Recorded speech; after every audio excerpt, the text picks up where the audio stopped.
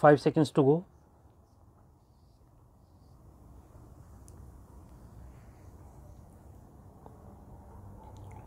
Start. Order was challenged in an appeal before the High Court. By a common judgment, the High Court allowed the appeal and writ petition, holding the notification to be valid only in respect of the 100 hectares of vested forest. It was held that there was no vesting so far as the rest of the land was concerned.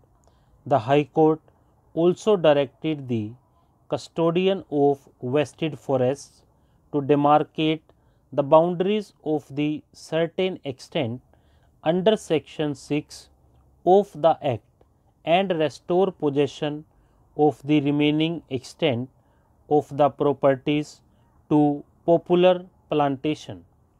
The state appealed to this court by special leave. The appeal was decided by a judgment dated 4th November 2004, hereafter referred to as Popular 2. This court in Popular 2 noticed that the High Court had proceeded on the basis that the order made by the Taluk Land Board in a land sealing case pertaining to popular plantation would amount to res judicata.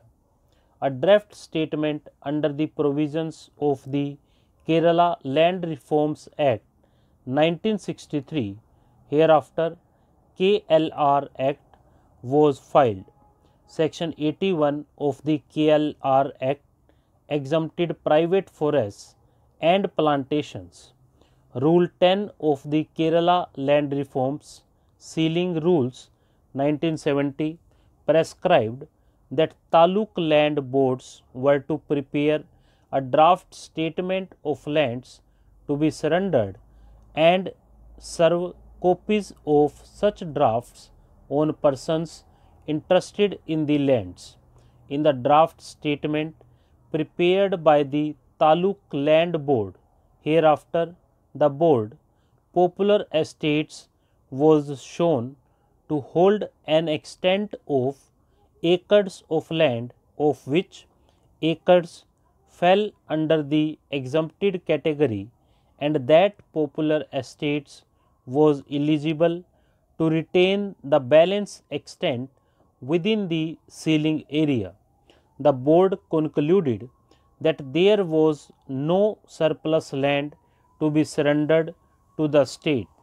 The state government did not challenge the declaration made by the board but sought to initiate proceedings under section 85 9A of the KLR Act by issuing notice dated 18th May 1992 for reopening the final order of the Taluk Land Board. That notice had been challenged by Popular Estates by their civil revision petition before the Kerala High Court, by which further proceedings were stayed. Based on a previous judgment rendered in Kunjanam Antony versus State of Kerala, this court held that the board's determination could not operate as res judicata but would be a piece of evidence. This court remanded the matter back to the tribunal. The tribunal reappreciated the evidence on the record as required by this court and rejected Popular Estates' appeal, noticing that the burden was upon Popular Estates to establish that the disputed properties were not private forests but were cultivated as plantations. The tribunal observed that in terms of the Vesting Act, especially section 2F and its various components, the first requirement was to consider whether the lands or any part of the lands fell within the purview of the Madras Preservation of Private Forests Act 1949, hereafter the Madras Act, which was immediately in force before the Vesting Act was enacted.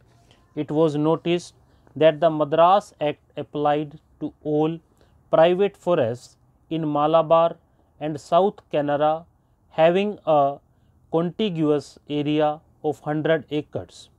The disputed properties were situated at a place within erstwhile Malabar district, and the tribunal took note of the range officer's evidence RW1, which suggested that the Madras Act applied to the disputed property. The tribunal's order also took into account Exhibit A 37, one of the title deeds, which referred to the permission granted by the district collector to sell the property, and held that such permission was necessary having regard to the provisions of the Madras Act.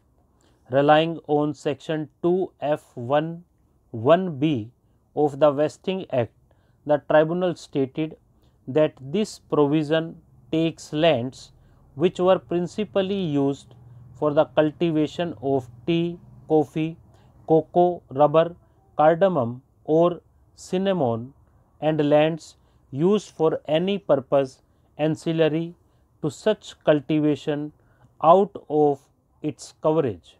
Stop.